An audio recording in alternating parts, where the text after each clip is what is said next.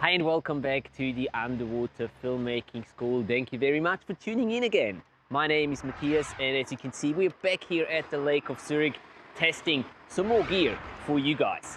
Today we'll be testing the Olympus TG6 underwater or action camera basically, and we'll do that in the Olympus housing that goes with that camera. So we want to see if this camera can produce any decent underwater video footage. If you want to see how that goes, join us on this dive. Let's go.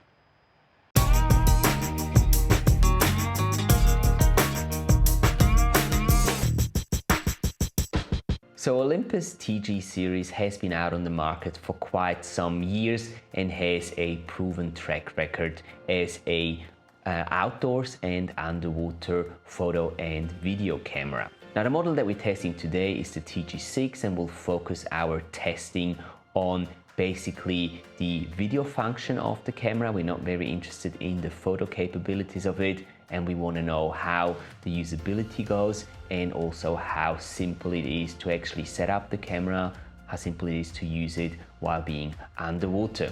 Now the image that the camera produces is quite nice. There's different modes that you can use, different picture and image modes that you can select. There's also a dedicated underwater mode that works actually quite nicely.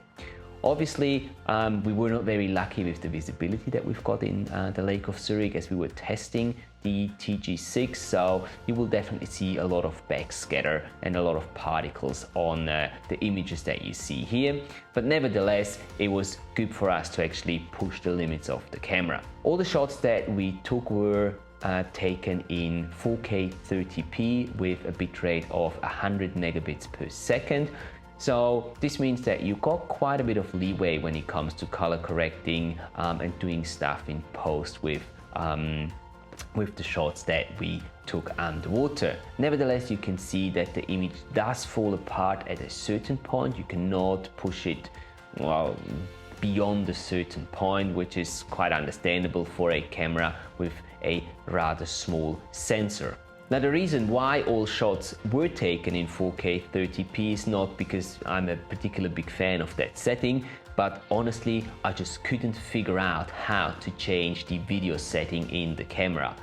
Personally, being a Panasonic user, I had quite a bit of problems going through the Olympus menu, and I could find tons of different settings and adjustments for the photography side, but for the video side of things I just couldn't find it in the menu. And I know that you should be able to change it to 1080 and 60p. I was simply not able to do this. If any of you guys know how to do it, maybe it's just me, feel free to put it down in the comment section. Let me know where I can change this setting because I simply couldn't find it.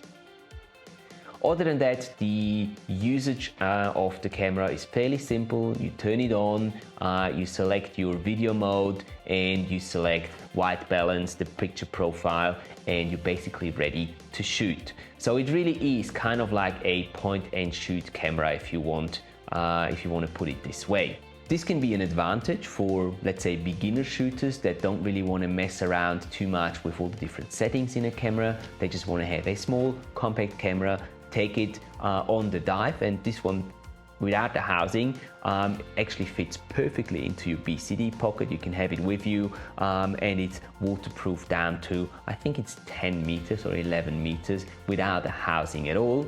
So yeah, for snorkeling, shallow scuba diving, perfect. If you want to go any deeper than that, obviously Olympus also provides a proper scuba diving housing that goes with that camera.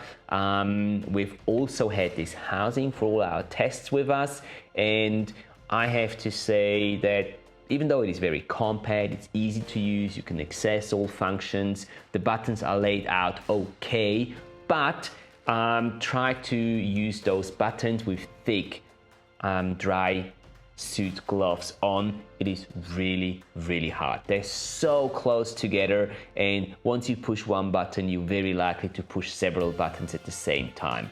So for tropical warm water dives, this housing works great, I'm sure. but for cold water diving, where you have thicker gloves on and you try to operate the housing, especially the dial where you switch in between your video and photo mode, is very difficult to control with thicker gloves on.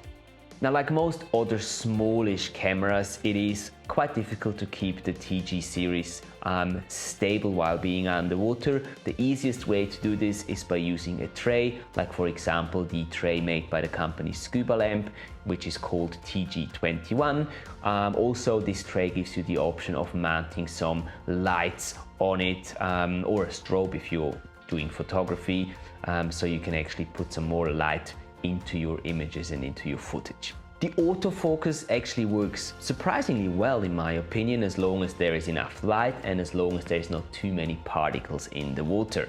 Sometimes if you change from a wider to a narrower field of view, the camera has trouble finding the focus, but after a few seconds it will actually find the focus again, so it's all good there. Now, one thing that I found a little disappointing with the TG6 was its battery life. Now, I don't know whether that is a general problem that the TG6 has when it's set in a colder environment, like in the lake water, that the battery life just drops dramatically. And I would say after about 40 to 45 minutes of being turned on, the battery was empty.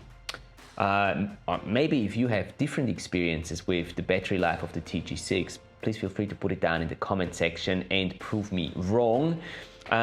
It might also be that the batteries that we got for the testing here, that they were older batteries and therefore they just didn't perform in the way they were supposed to do anymore.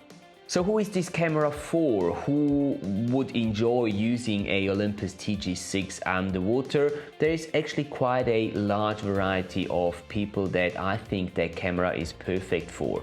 People that are snorkeling, that are diving in shallow waters, they can use it without any additional housing, just like this, and it's very nice, small and compact, and also easy to use. Now, if you're a slightly more advanced underwater shooter, you can also use that camera and combine it with the housing by Olympus. Obviously, other manufacturers make housings for this camera as well. And once you've got it in the housing, you can then start rigging it up. So you can put a tray underneath it, you can use video lights on it, you can even put something like a wet wide lens, like Nauticam's new wet wide lens for compact cameras on it, and just create an entirely different experience using this camera. So it is actually a camera that can be used in a variety of different situations and by a variety of different people.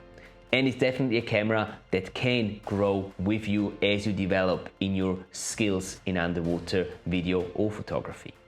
Alright, and that was our review for the Olympus TG6 underwater camera. I hope you guys enjoyed this video. I hope you got something out of it. If that's the case, please do hit that like button. You know it means a lot to me. And also consider subscribing to the channel so you're not missing out on any future gear talks and reviews that we'll have on this channel here. If you do have any other questions regarding the camera, please feel free to put them down in the comment section and I will be more than happy to reply to all your comments as quickly as possible. And last but not least, I want to use the opportunity for a shout out to our partner and friends here at Fantic, who are supplying this fantastic location where we're filming here and where we also do all our news flash videos. So if you haven't checked out them, I'll put them up in the link here, so feel free to go and check out the latest news flash videos. So thanks again for watching and I will see you in the next one. Flash is back! The Flash is back! And it's Aquaman!